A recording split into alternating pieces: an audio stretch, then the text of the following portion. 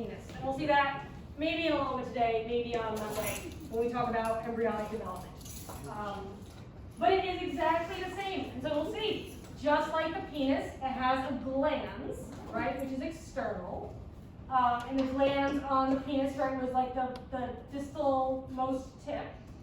It has a prepuce that covers the glands, which is the same kind of structure as what we see in those with sperm-producing conducting organs, right? The same thing as like a foreskin. And it has an internal corpus cavernosa, which we also saw in the penis. Right? This is the structure that allows it to go from being kind of soft and flaccid to erect and larger. When nerves stimulate the blood vessels in this area to become engorged with blood, and that makes the structure more rigid. So that's like the erectile tissue aspect of it. And so only a little bit of this is like visible externally. So the glans is just like this little bit here. And then all of the rest of this corpus cavernosa, which is internal, is not visible. It wraps internally all around the area where the vagina and the urethra are present. And it does have these two big kind of like horns or arms that kind of wrap around that area. So it is kind of a major organ in those with egg-producing and conducting organs. So it's a little odd that this organ was present in anatomy textbooks, going back into like, early stages of anatomical studies. But then this organ disappeared from anatomy textbooks, like starting in the early 1900s. And then it wasn't put back into anatomy textbooks until like the 70s. Weird, right? Isn't that the civil rights movement? Uh-huh. So why would you want maybe to have that taken out and then later added back in? Like in textbooks? Like literally like Grey's Anatomy doesn't have any mention of a clitoris from like the early 1900s through the 70s. Demonic is probably what they were thinking. Yeah, because Isn't it like only for pleasure? yeah, it's basically again homologous to the penis. It has nerves, it has erectile tissue. It's a structure that produces pleasure when people are having sexual interactions.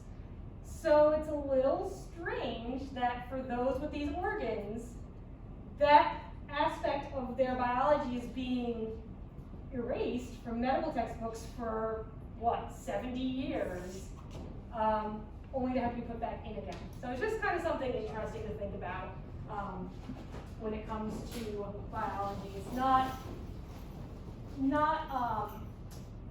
an area that is devoid of different social interactions that humans engage in. Oh man. Okay, so other structures that we have are the labia minora. And the labia minora are the small folds of skin that surround the vestibule, which we talked about, I think, last time. So the vestibule is this area. Will this work now? Let's see. Kind of. So the vestibule, the touchscreen's not working as well as I would like to. The vestibule is this kind of open area that includes the openings for both the vagina and the urethra. So the labia minora kind of surround those areas. And then around that is a larger fold of skin. It's called the labia majora that surrounds the labia minora. And these structures are homologous to structures that in embryonic development give rise to the shaft of the penis as well as the scrotum. So external structures and those with egg-producing and conducting organs have the same kind of embryonic development origins as the external structures that give rise to sperm-producing and conducting organs. I think that was all the anatomy I wanted to talk about. Questions? Okay. So now I'll get into physiology. And physiology is really going to be about hormone actions. Yeah. So we'll be looking at mostly the activity of our pituitary gland. So the pituitary gland kind of helps control all the hormone release, but also the hormone secreting organs of the body. And then we'll look at how the hormones that are made mostly by the ovaries and by the testes then influence the activities of the organ systems that they belong to. So when we're doing, before I start getting into the pituitary gland, let's just do an overview first. So for our sex hormones, there are a couple of major classes of sex hormones that we'll see that are present in both those who have egg-producing and conducting organs and those with sperm-producing and conducting organs. So one group of hormones that affect these organs and that come from these organs are called androgens. And androgens are the major type of hormone that's produced in those with sperm-producing and conducting organs. So when I say androgens predominate, like that's the higher value of hormones will be androgens in people with those organs. And the most common androgen that we find is testosterone. And the most testosterone that is produced in the body comes from the testes. So that's why those with sperm-producing and conducting organs have high levels of androgens because they make a lot of testosterone. But in the testes, there are also cells that produce an enzyme called aromatase. And aromatase converts some of the androgens into estrogen. So even though someone with sperm-producing and conducting organs doesn't have ovaries, they will still have some estrogen. Because the aromatase that is secreted by cells in the testes will convert some of the androgens into estrogen. Yeah. So what? Oh, sorry, you You first. first. You first. So like for people that have like both, Mhm. like would it just split in half, like half?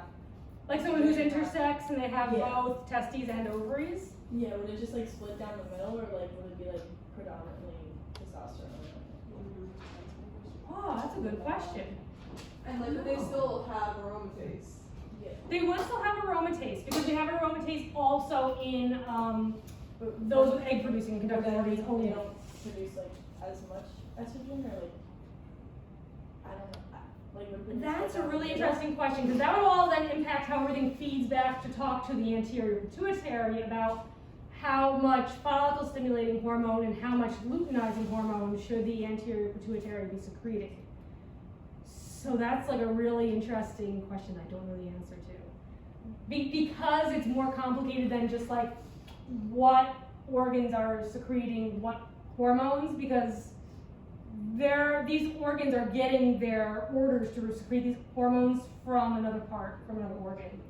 And so I don't know how the anterior pituitary then communicates with someone who has both ovaries and testes. So like if they got like one removed, would it just like automatically like switch and know like how to produce one? Like the other one would just take over. No, like if someone like got like surgery like Yeah, so they have, like, ovary and yeah. then just so like would it just go back to like I guess this? with the testosterone being Yeah. predominant? Probably.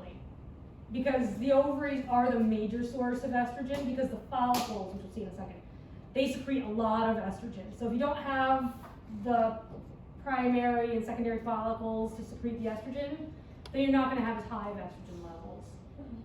But yeah, that is a good question though. Someone with both, which hormone would be most abundant, or would they be equally most abundant? I don't know. I feel like they might be equally most abundant, but well, you'll see why this is a hard question for me to answer, because the hormones communicate with the anterior pituitary in different ways. So high levels of testosterone don't stimulate the pituitary the same way as high levels of estrogen. And so that's where I think things go wrong. That's a great question. I'll see if I can find an answer to that. I did try to find out when Ogonia, Alex was not here this question today. When do they stop undergoing mitosis? And I could not find a good answer. But I will. I always look for answers. If I don't find them, that's sometimes why I don't tell you what the answer was. I couldn't find one.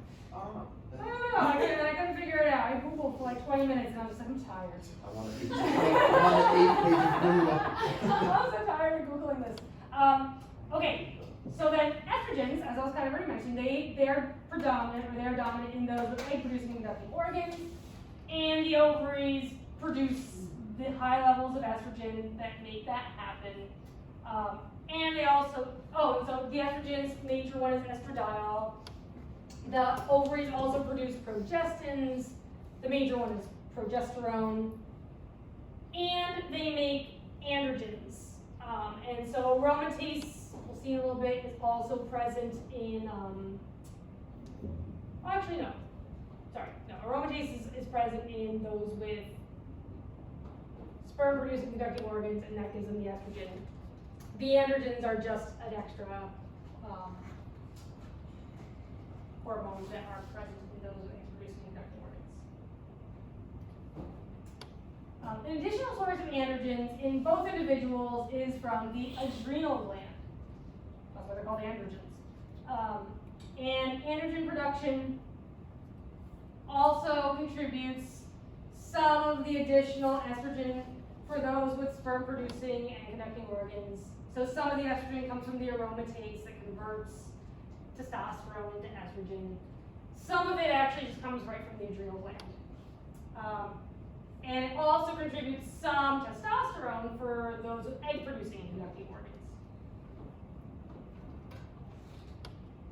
Additionally, so the testes will basically make testosterone indefinitely after puberty. The levels go down a bit with age, but they never drop off like really drastically.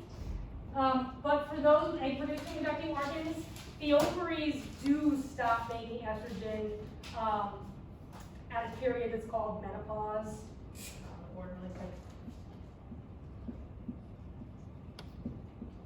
So basically when the when the menstrual cycles stop occurring, this is because the ovaries are now producing like really, really low levels of estrogen because there's just not as many follicles around to make that estrogen because the number of follicles get used up with each menstrual cycle. So at menopause, those with ovaries, those with egg producing and conducting organs, will have a really, really steep drop off of estrogen, and their estrogen levels drop a ton. So one of the major places where those individuals that get estrogen from is from the adrenal glands. So that's where like source of some estrogen in those with egg producing and conducting organs after menopause. Oh, I have it on there. Right on the board. And it doesn't so once menopause is done and all that, Yep. the adrenal glands do they keep producing the same amount or do they increase a little bit? I think they just keep making the same amount. Okay, so there's no adaptation to that. But that's also I'll write these down. I know how my brain is. I think I'll remember and I'll be like, you had great questions.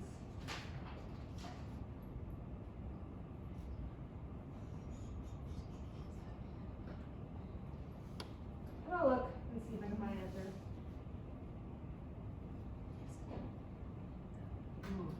Okay. Okay, so next is, oh yeah, go ahead. No, this is just I don't know if I'm thinking about it right. So aren't we all, not all of us, sorry. Aren't we all given the same amount of eggs and follicles? Yeah, about, So if yeah. someone cause people that donate eggs, would that speed this process up then?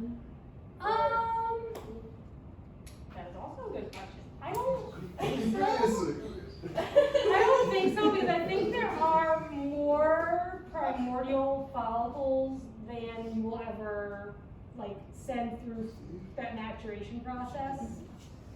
Hey, even after menopause, there's still eggs. So it's There still are eggs, yeah. I think it's just that there aren't, but I see what you're saying. Your question is, if you donate eggs, then does that decrease your number of follicles that then can produce estrogen? I feel like they don't take enough, so I'll look. Okay. I feel like the answer is no, but I will look, because I don't know specifically if that is a true answer or not. I think they didn't normally take they just say mine and take them all or half them, share. What's these? be the other one. No, I don't think they deplete ovaries of eggs. That seems unethical. What's the question? Does egg donation increase or decrease your age of menopause? Is that kind of the question? Because like they're all just like sitting there, right? Like, they're not going. Like are they They're just going? hanging out. Yeah. Yes. Because you need kind of like a baseline amount of estrogen to even get the primordial follicles to develop. So I think what happens is at a certain point, like you just don't have enough primary follicles starting the cycle to get the primordial follicles to start the cycle, and then you just kind of the development process just kind of grinds to a halt. But it's still a good question. I can still look it up with the power of the internet. Let you know if I find a good answer. Yeah. So please keep asking questions, because even if I don't know the answers, like they're still worth talking about. Okay, so now's the reason why the questions about how hormones behave becomes a little tricky. So, right, as we saw yesterday, and as I mentioned just a moment ago, the anterior pituitary is playing a really big role in controlling and conducting what kind of hormone level you're going to get out of your ovaries or testes. So, and the anterior pituitary gets its stimulation from the hypothalamus, right? So the hypothalamus is kind of all the way at the top. I'm just going to get rid of this so I have more space. And the hypothalamus, on the H, it secretes GnRH, which is gonadotropin releasing hormone. So it causes the anterior pituitary to release its gonadotropins, which are luteinizing hormone and follicle stimulating hormone.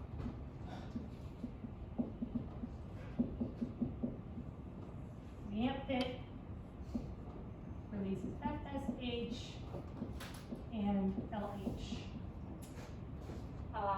And the FSH and LH have different activities in the body. The FSH acts on the reproductive organs, the ovaries or testes, and helps to stimulate gamete production. So it kind of directly stimulates the cells that are going to be leading to the generation of mature gametes, either sperm or oocytes.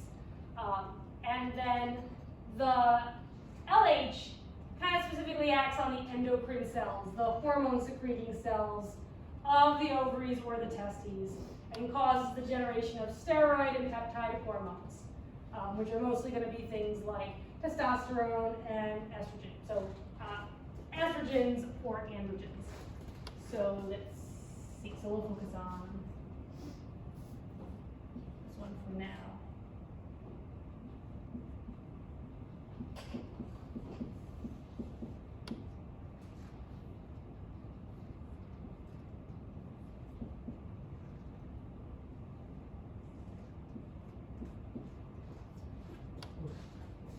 Circle this to show it's more in here. So, again, the way that the hormone levels work varies or changes this feedback system that we have here. So, if we have low estrogen or low androgen, and when we talk about androgens, it's mostly meaning like testosterone as the major androgen. What happens is that when these levels are low, there's an absence of negative feedback. The body says, oh, we don't have enough estrogen / testosterone. Let's secrete more GnRH, more LH, and get the estrogen and testosterone levels higher.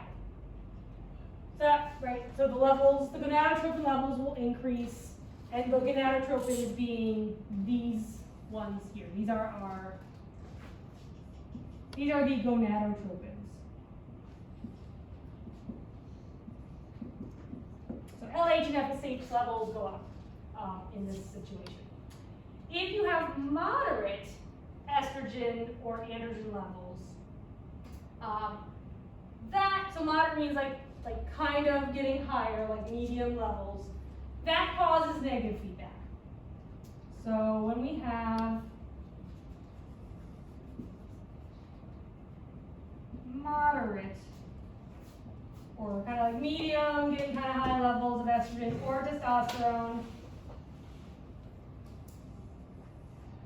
that generates negative feedback, and it tells these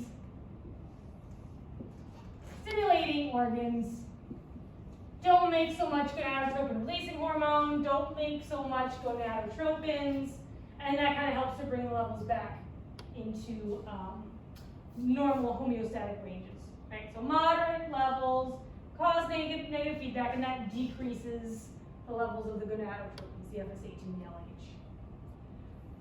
Okay, when we have high levels of our androgens, so to say testosterone, so when testosterone levels are high, and we're doing just testosterone here, when those levels are high, that also causes negative feedback, right? Just like we saw here. And like we saw in lab yesterday. When testosterone levels get too high, like we had the rat that was injected with the testosterone, that's like testosterone levels being too high, and that also negatively feeds back and decreases the gonadotropin levels so that the LH levels will want to decrease as a result. With sustained high levels of estrogen, something weird happens. So if the body starts making really, really high levels of estrogen and it keeps those levels really, really high, I'll just kind of squeeze this in here.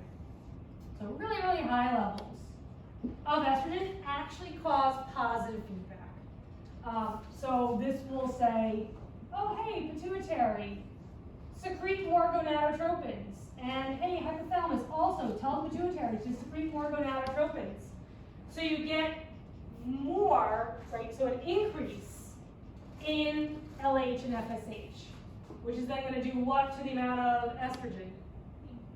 Then you go up more, which is going to make more gonadotropins get secreted, which is going to increase the estrogen even more. So this is why it's a positive feedback.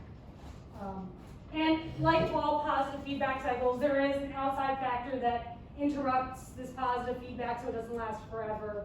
And we'll get to that in a few minutes. Does that make sense? Are there questions about any of that? So now, Teresa, do you see why I'm like, yeah, it gets weird if you have like, No, because it can happen, like you can have both ovaries and testes. Because if you have both ovaries and testes, like the ovaries are gonna be like, oh, let's like just, have like a positive feedback runaway train, and the testes are gonna be like, well, no, let's have the testosterone tell these organs like stop secreting so much. So that's why I'll research it and I'll let you know. Okay. You have questions, Sarah? No, processing. Okay. System's not working. That's okay. But are there questions about how this relates to the information that's in this table? Is that okay? And this I know for sure, this is from Silverthorne. So if you want to read this more and this is something that you're pondering and you want to read up on, you can read it in the textbook. Yeah. So because if you had both and they both be working, would you even have get to the point of having high estrogen? If you already have so much negating it? I don't know. That's what I'm gonna have to do some rigorous Googling for. Yeah, I don't know. That's why I'm like, whoa, I can't answer that one. That's a good question. We're all good questions, but tricky question. Okay, so now we'll go into the sperm producing and the egg producing organs, and just kind of go through what hormones are being generated specifically, what specific cells, and then look at the feedback systems instead of looking at it from this view, which is a little bit crazy because we mixed two different major secreting systems together with both the ovaries and the testes. And we'll look at them one at a time and see how they're controlled by the body. So we'll start with the testes. And the testes, like the ovaries, are stimulated by follicle-stimulating hormone, which comes from where? The pituitary. Exactly. Yep. So the anterior pituitary releases the follicle-stimulating hormone, it's one of our gonadotropins. And the FSH acts on what are called Sertoli cells, which are found in the seminiferous tubules. So again, seminiferous tubules are these little tubes where sperm production occurs, which is inside what organ? What organ has the seminiferous tubule coiled up inside of it? In the testes, yep. So we have, you know, our spermatogonia, right, like around the periphery here. I'll make those squigglies to indicate there are lots of cells here. And right, it culminates in like sperm production in the lumen there. But also, interspersed along with the spermatogonia are these little Sertoli cells that are also in the seminiferous tubule. And this whole thing is the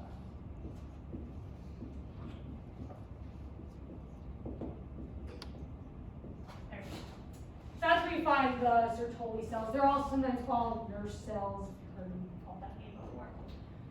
And the Sertoli cells secrete proteins. They secrete a chemical called inhibin, and they secrete a chemical called androgen binding protein.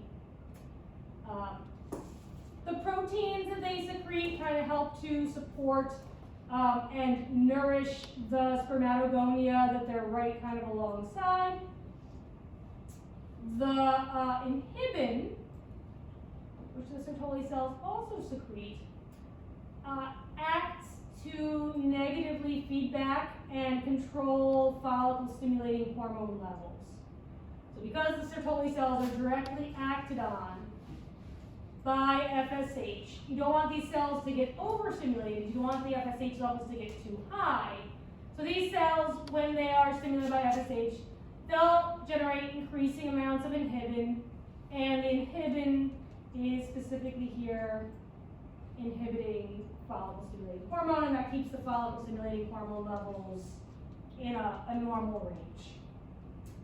And the last thing that they secrete is called androgen binding protein.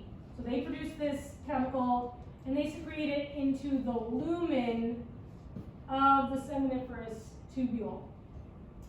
And what this does is it binds to the testosterone, and it keeps the testosterone in the area of the seminiferous tubules.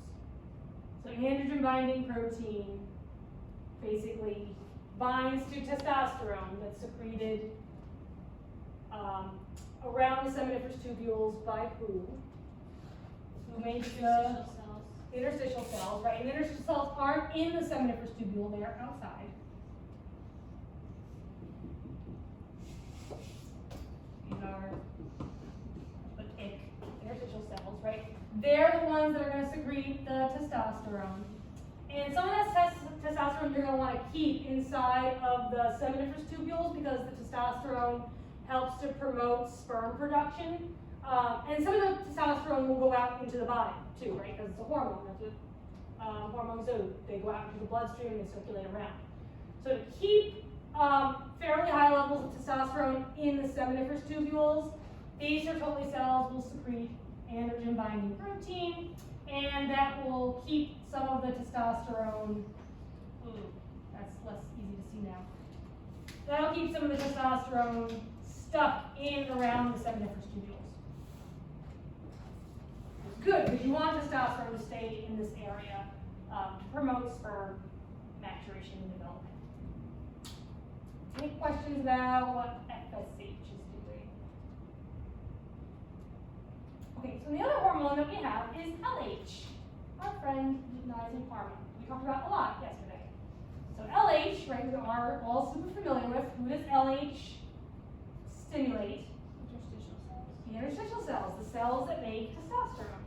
So the LH acts on the interstitial cells, tells those cells to make testosterone, and that's it, that's all it does. Testosterone, right, as we saw yesterday, does have the ability to negatively feedback, and as we saw just before, right, testosterone can negatively feedback to control luteinizing hormone levels so that the testosterone levels don't get too high, because the luteinizing hormone levels can be controlled.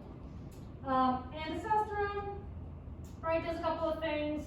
We talked about spermatogenesis, that's what the androgen binding protein is around for. to help keep the testosterone in the spot where spermatogenesis or sperm production is happening. It also gets into the bloodstream.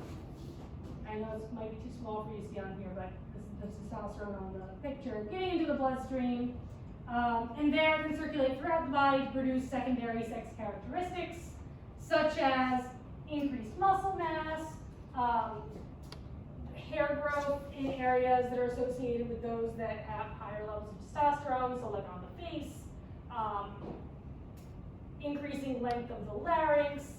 So this is also all the sorts of things that you kind of start to see in people who utilize, oh my goodness, my brain is blanking, anabolic steroids. Right? I think we talked a little about anabolic steroids last semester too. But anabolic steroids, right, the reason why they mimic testosterone is because they're trying to get one of those secondary sex characteristics, which is increased muscle mass. Because testosterone stimulates enlargement of the muscle cells in our motor units. But for those that don't have sperm-producing organs, they can also produce secondary sex characteristics that are typical of those with sperm-producing organs. So if you're someone with egg-producing organs and you start taking an anabolic steroid, right, you've probably heard of this before, what are some of the characteristics that those individuals get? If you have egg-producing organs, Facial hair, probably. facial hair, Loss of hair. yep, hair loss, because high levels of testosterone can cause hair loss, Deepening the voice. deepening voice, changes of some of the skeletal profile, yep. And those are all secondary sex characteristics that are associated with testosterone. So sometimes they're most apparent in places where they don't typically appear. So any questions for that? That's all we're doing for sperm-producing and conducting organs. Now, for the next half hour, we're talking about egg-producing and conducting hormones. Are we good for this part? Okay. So, egg-producing and conducting organs, hormones, same gonadotropins, right, as we saw with the last scenario with testosterone. So again, we have luteinizing hormone and follicle-stimulating hormone. And these hormones are going to be acting on structures in the ovaries. In particular, they act on different cell groups that are associated with the follicles. So luteinizing hormone will act specifically on the theca or thecal cells that surround some of the follicles. And it will stimulate those cells to make androgens. So if you're wondering, like, where do the androgens come from? From the ovaries, from these thecal cells. But then we also have FSH. And FSH acts on the granulosa cells, which you find in all of the follicles. And granulosa cells secrete aromatase. And when we have androgens and aromatase together, what do they make? Estrogen. Estrogen, yep. So that's why estrogens predominate in those with egg-producing and conducting organs. So estrogens are a major hormone that is going to be regulating the activities that occur in egg-producing and conducting organs. Oh wow, I totally just lost my train of thought. Hold on, give me a sec. Yeah. But as we're looking at this process, it's not just the ovaries that are changing characteristics in response to the hormone levels that are present, it's also the uterus.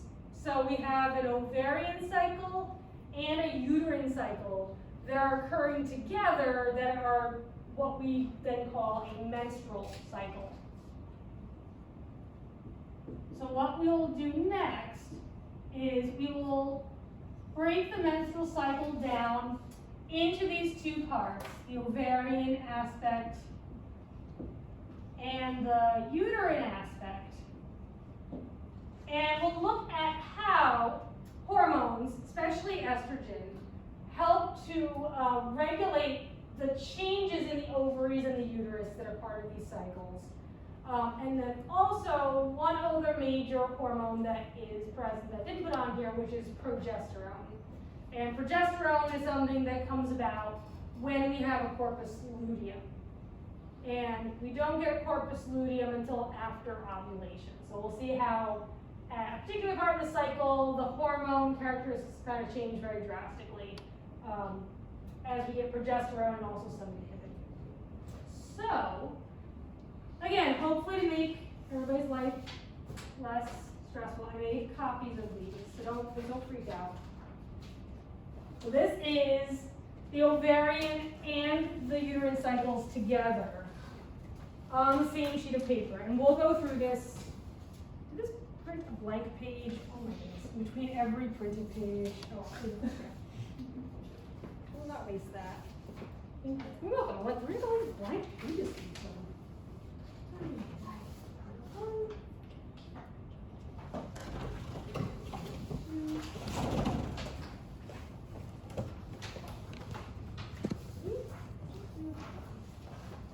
And so we'll break this big chart down into little slivers.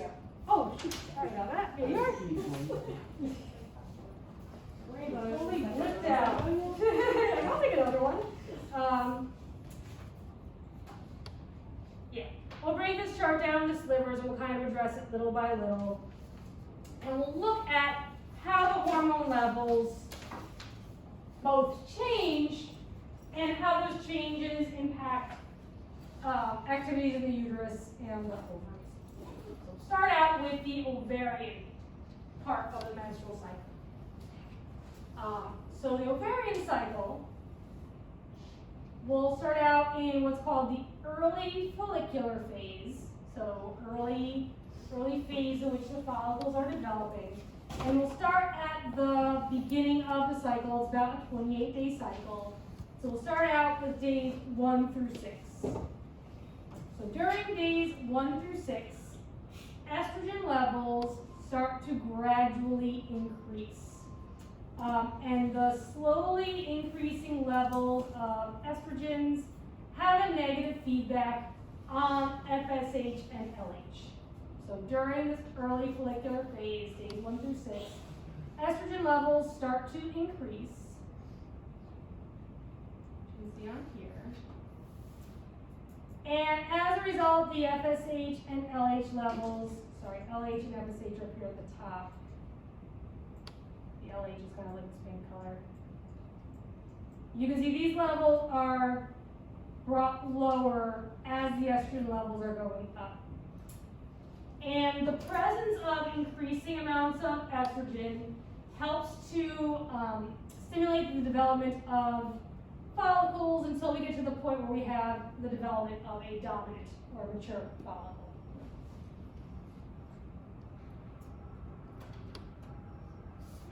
We also have the secretion of AMH, which is anti-Mullerian hormone. And that keeps the other follicles that aren't going through this maturation process, it keeps them from developing. And so that's why like all the primordial follicles don't all develop all at once because of this anti-Mullerian hormone.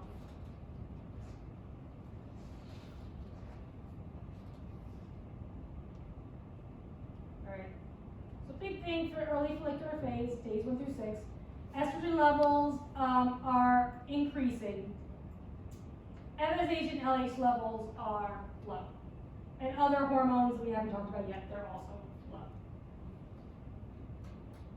Questions for the first part? Right, and we can see there are follicles, right, focusing on the ovary. Follicles are getting bigger until we have the production of this dominant or mature follicle. Okay. After the early follicular phase, we enter into the mid to late follicular phase, which is days 7 through 14. And at this point, the estrogen levels, which you can see on here, they start to get really, really, really high, right? The estrogen was like kind of gradually increasing. Now it's becoming like a really steep incline upwards. And this also, and as this is happening, progesterone levels also start to increase.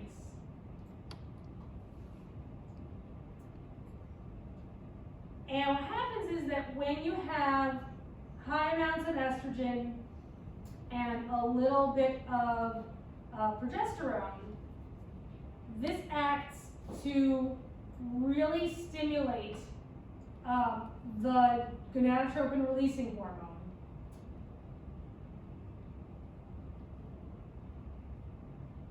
Trying to think how I want to go through this. Yeah. So those acts to increase the amount of gonadotropin releasing hormone. But we really only get a really strong increase as a result of more gonadotropin releasing hormone. We really only get a really strong release of the luteinizing hormone as a result. And that's because the granulosa cells are also secreting a little bit of inhibin, just like the Sertoli cells can do in the testes. And the inhibin is keeping the follicle stimulating hormone levels low. So we don't get a huge surge of both LH and FSH.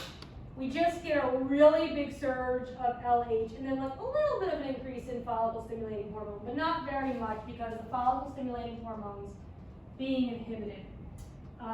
And that huge surge in luteinizing hormone, which usually happens around day 14, so really like kind of right at the end of this follicular phase, that triggers ovulation. That's what stimulates the dominant follicle or the mature follicle to release its oocyte out of the ovary.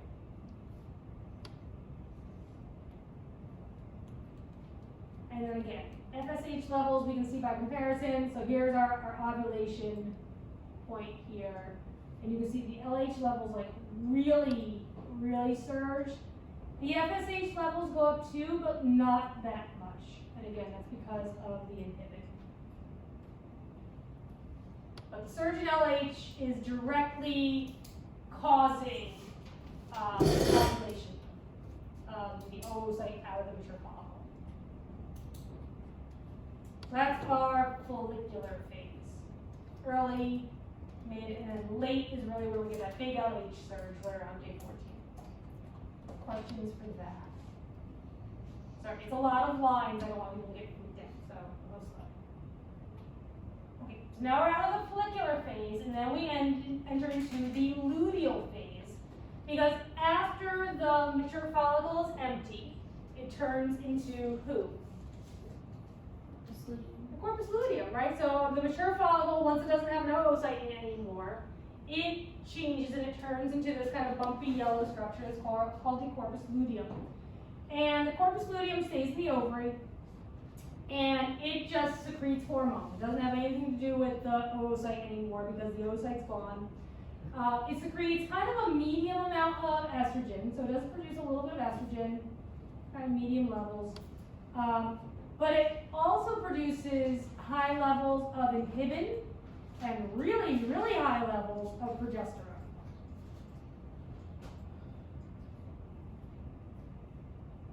So that's where it's saying, corpus luteum from ovulating follicles secretes all these things. Estrogen, kind of moderate. So the estrogen does kind of drop off in the early luteal phase, but it doesn't go all the way back down to baseline. It just gets a little bit lower. But the progesterone, you can see, really just goes up and up and up and up. And the inhibin levels also go up and up and up and up. And what this does is this has a really strong inhibitory effect on the gonadotropins. So it tells the hypothalamus, okay, don't make any more gonadotropin releasing hormone. The FSH and LH levels drop to an all-time low, and they stay there as long as the progesterone levels stay high. And right, it's important that we brought the estrogen back down to a medium moderate level and not a high level. Why? Otherwise, it would make a lot more estrogen. Yeah, otherwise, if you had really high levels, well, it would make a lot more estrogen, but it would also make the FSH and LH levels go up. Or it would try to anyway. It would try and keep the LH levels high, like when we had that big surge at ovulation. Yep.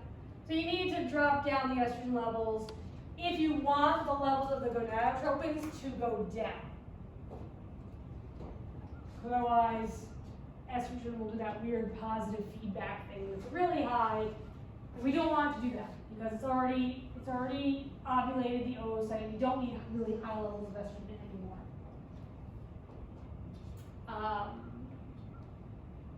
Yeah, and I talked about related to this slide. So any questions? Okay, so, oh, and this, I'm sorry, I didn't talk about the days. So this is the early to mid-luteal phase. This is days 15 through 26. So about 10 days, 10, 11 days. The corpus luteum is just putting out tremendous amounts of progesterone and inhibin, and really, really keeping the FSH and LH levels super, super low. Right, at around day 12, the corpus luteum isn't feeling so great. So it's going strong for like 11 days or so, but around 12 days, it needs something extra if it's going to keep existing.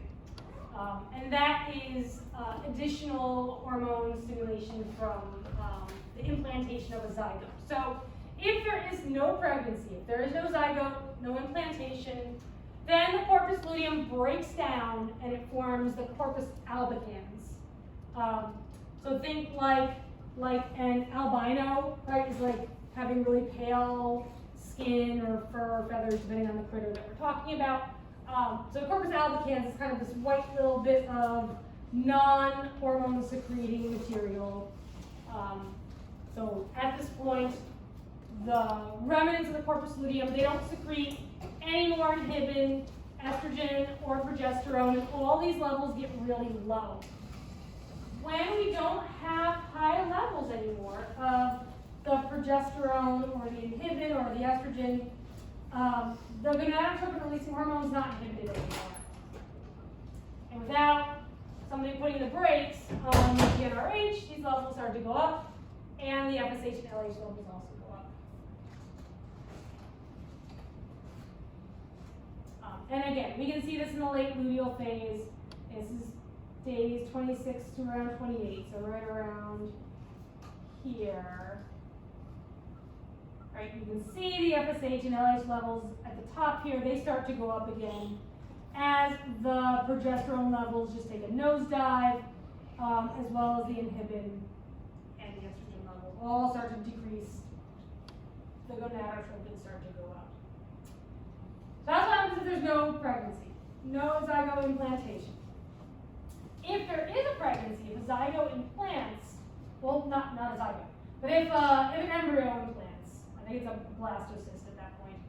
Anyway, the implantation will start to develop the very beginning cells of a placenta, and that will secrete a hormone called human chorionic gonadotropin, or HCG, and that hormone will keep the corpus luteum going.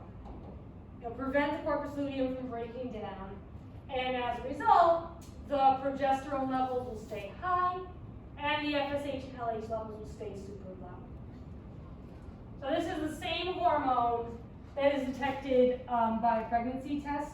So when people like pee on a test strip, what they're trying to test for are the levels of HCG, and that's why those test strips will say, like, if it's really, really early, the HCG levels start out very low, but they get larger as the placenta gets bigger. So that's why really early on, sometimes the HCG levels aren't detectable on those test strips for like a urinalysis. Questions for any of that?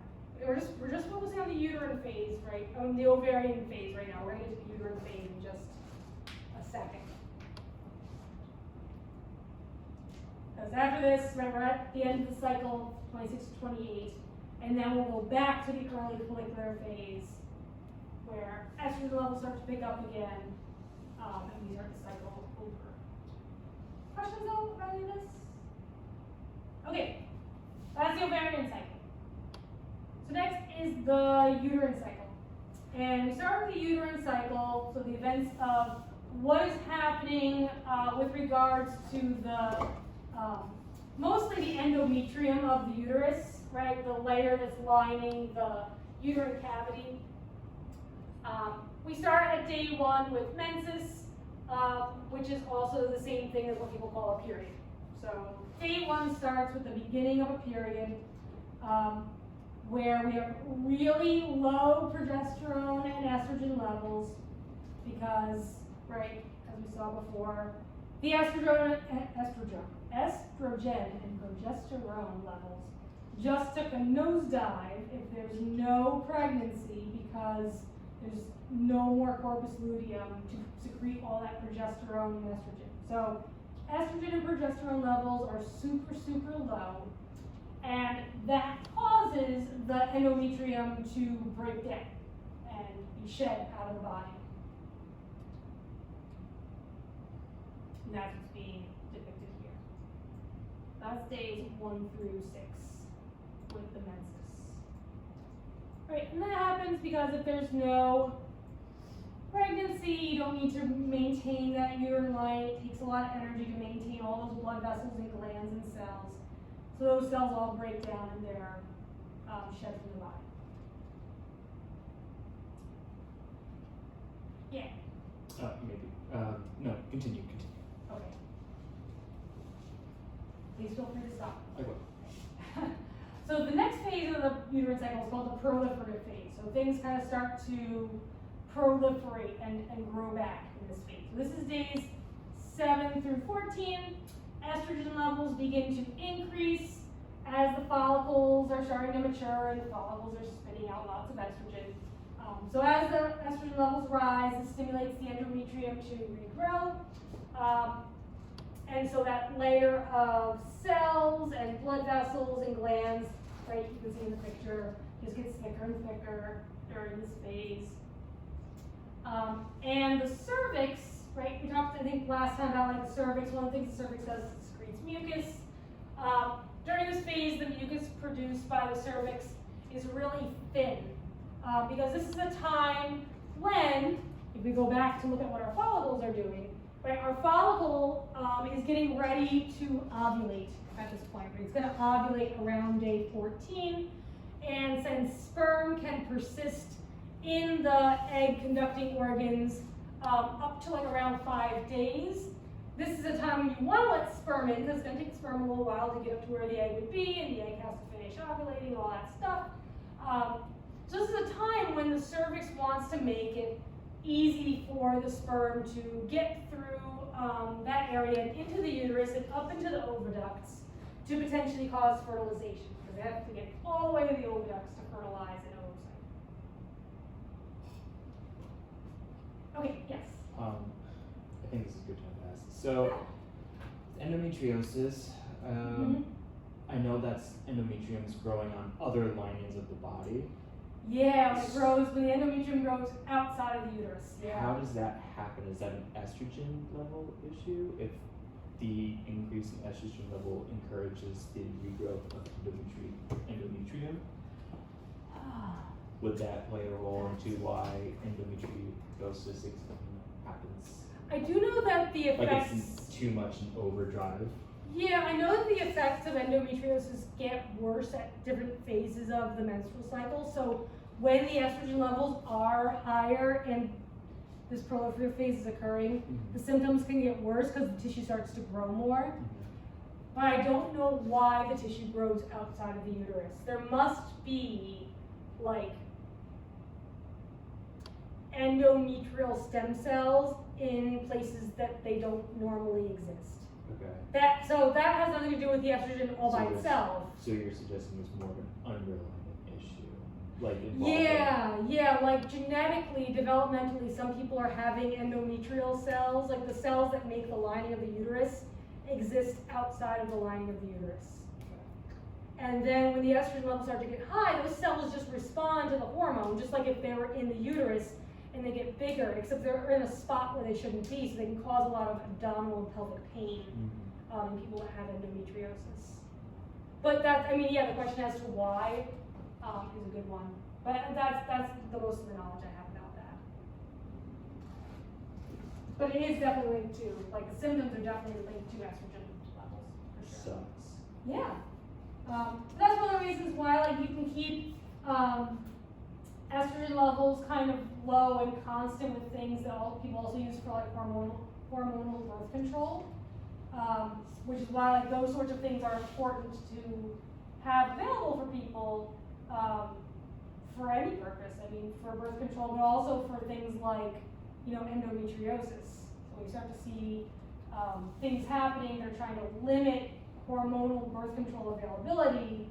It's a little unsettling because a lot of the things that affect egg producing and conducting organs that are kind of like diseases of those organs can sometimes be controlled by hormonal birth controls that kind of just keep the estrogen and progesterone levels at a kind of low and constant value. So and that's true for things like ovarian cysts too, where follicles sometimes will not fully, they'll rupture, but then they'll like insist, they'll form in a little capsule, and it can kind of grow on the ovary even after ovulation has happened. And hormones can also kind of keep that from happening as much. So yeah, hormones have a big role to play in lots of things that are outside of just oocyte release. So it's like, okay, questions, other questions? Okay. So the last phase then is the secretory phase. This is days 15 through 28. So right around day 14, right, we have ovulation, big surge in luteinizing hormone.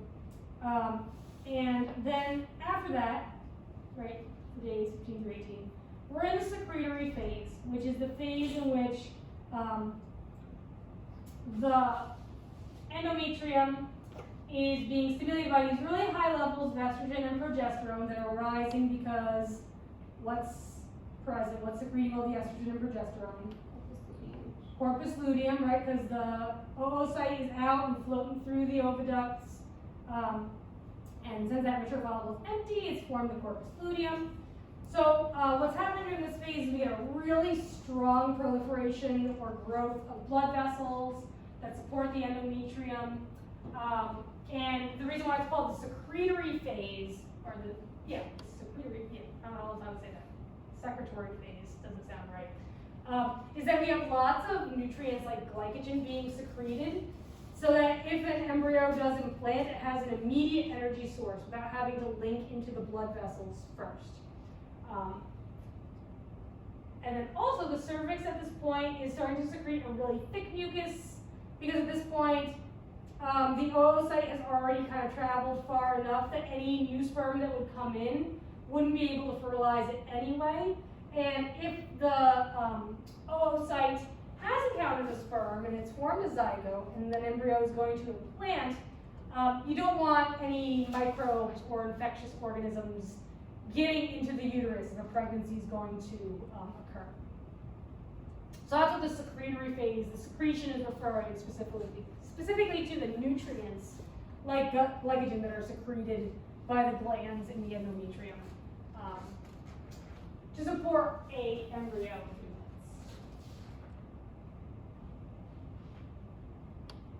All right, and if an embryo doesn't implant, the corpus luteum breaks down.